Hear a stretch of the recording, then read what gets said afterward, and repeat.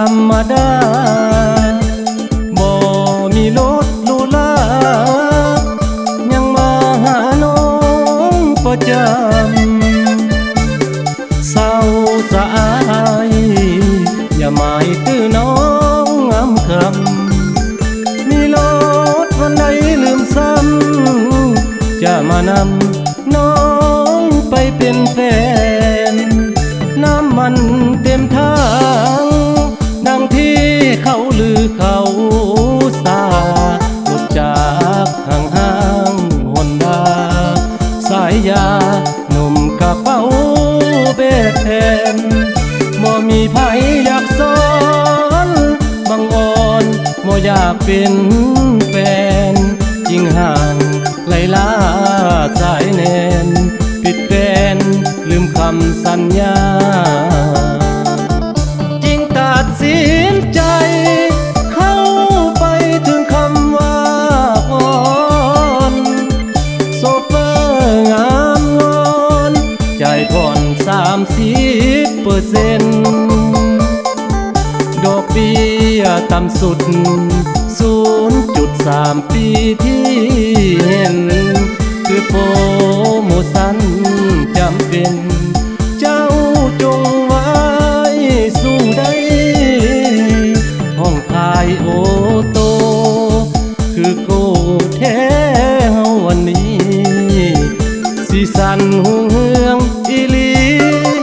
สู่3 ปีคงบ่ง่ายผู้สาวบ่เอาเพราะเขามีแทนใจถึงจนก็มีรถไหนยอมจ่าย3 ปีมีค่า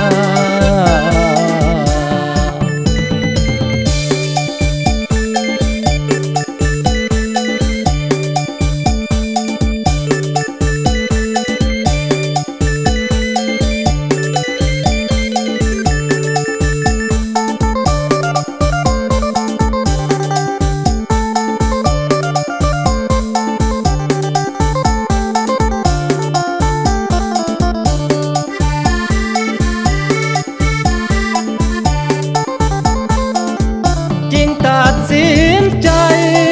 เข้าไปถึงคำว่าพรโซเฟอร์งามงอนใจผ่อน30%